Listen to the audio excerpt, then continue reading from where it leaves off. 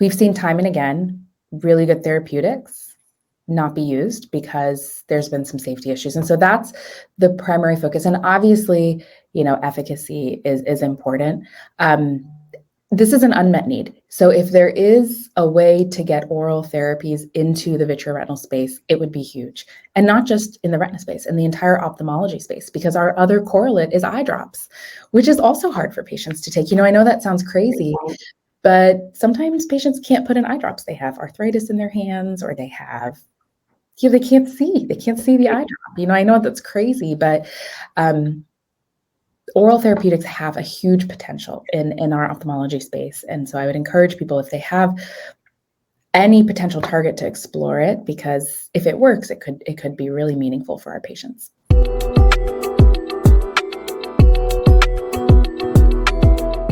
Hi, everyone, and welcome to our InFocus podcast series. I'm Julie Schlosser, Therapeutic Strategy Director at Lexitas, and I'm joined today by Dr. Priya Vakharia of Retina Vitreous Associates of Florida.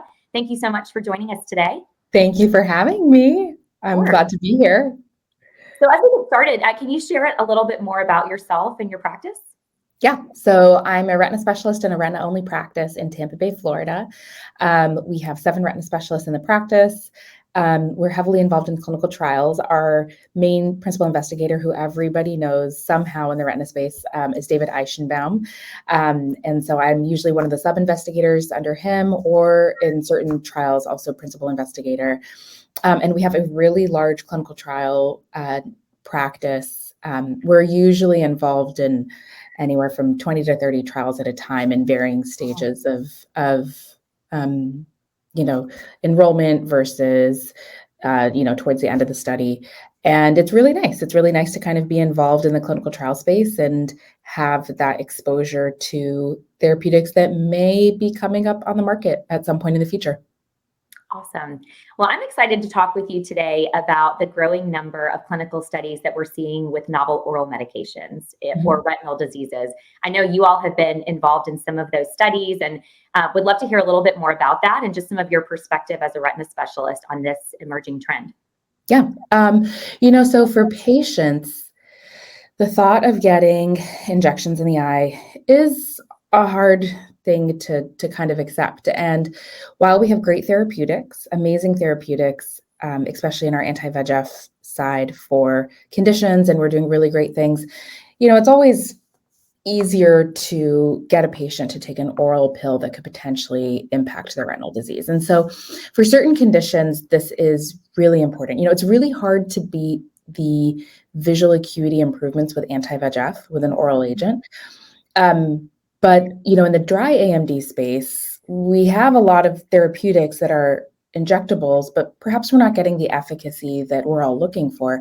And so that's really an area where oral therapeutics have a great potential, because it's low treatment burden, easy for patients to take, and potentially could have some positive effects. Other areas would be other diseases in which patients are non-compliant, like diabetic retinopathy or other kind of vascular disorders. It's exciting, and we're seeing a number of these therapies emerge into later stage development in the clinic as well. From a clinical trial perspective, are there any unique challenges or things just that are different from, say, an intravitreal injection medication relative to endpoints or masking, patient compliance, or anything else that you see with oral therapy studies? And if so, how are you seeing these successfully addressed? Yeah. So, I think there's a couple of unique things with oral therapy studies that are not present in our injectables. And one of them is that oral therapies have the potential to have systemic effects, right? And so that's something that us as ophthalmologists and retina specialists are not really used to monitoring or really understanding.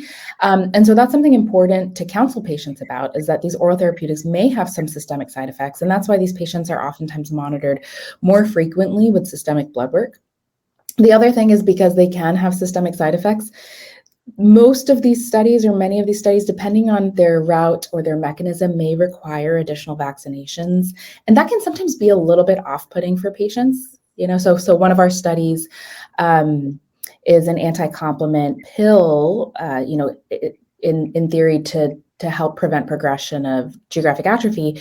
And patients need to have systemic vaccinations. And that's not just one, it's quite a few. And so that can be a little bit off-putting. And then the last thing is compliance, right? When I inject a patient, I know that medication is going in the eye. I'm confident. And, there are ways to ensure compliance with oral therapeutics. There's pill boxes and pill counting and different ways to measure it. But truly, sometimes we don't know. And so you really have to rely on patient compliance and reporting to know that, and you just assume that they're taking the medication if they say they're taking it. Absolutely. Those are some great points too, and some things that are just different with these newer medications and the oral aspect of that. I think some of the diseases that we've talked about, with geographic atrophy or diabetic retinopathy, many of these are treated with intravitreal injections today. And as you mentioned, there's benefits, but also for patients can be challenging at times. What excites you most about the promise of some of these oral therapies coming out and potentially getting approved? And how do you see that fitting into the overall treatment landscape, either as a monotherapy or in combination? Well, I mean, the first thing I want to say is we never know if anything's going to get approved these days. Nothing is a given. The one thing I will stress, and as you know very well, Julie, is drug development is really, really hard. It's really hard. These diseases are really hard to treat. And so, while I'm super optimistic about these phase 3 trials that are coming out, we really never know what's going to happen. But let's say, in theory, we had an oral agent that treated geographic atrophy. That would be huge for us as retina specialists because we would feel much more comfortable treating earlier, treating less severe disease. Again, it all depends on the safety profile. Oral agents can still have safety issues, but it all depends on the safety profile and what that would mean for patients. Same thing would go for diabetic retinopathy medications, right? There's some oral medications that are in the pipeline to treat earlier stages of diabetic retinopathy. That would be huge for patients if we don't even get to the point that we have to do PRP or anti-VEGF or vitrectomy. And I think a lot of us would love to catch these diseases earlier so that we're not having those discussions with patients as often about vision loss. But, would it be amazing? Absolutely. We'll just have to see how the trials pan out. You just never know. That's the benefit of clinical research, right? That's the benefit of clinical research. I live in Florida, and so my analogy is like a hurricane. You never know if it's going to hit you. It might not. It could turn last minute. It's totally unpredictable. So true. Drug development is hard, but we wouldn't be able to get these advances without sponsors and investigators and the industry and pharmaceutical industry. So with everybody, working together, we're able to potentially advance. Absolutely. Do you have any advice for sponsors that may be listening to this that are thinking about initiating a study with an oral medication and in the retina space? Is there any advice or suggestions that you would have for them? I would say that paramount to everything is safety for retina specialists and ophthalmologists, because we've gotten very, very good in many of our treatment spaces at ensuring safety.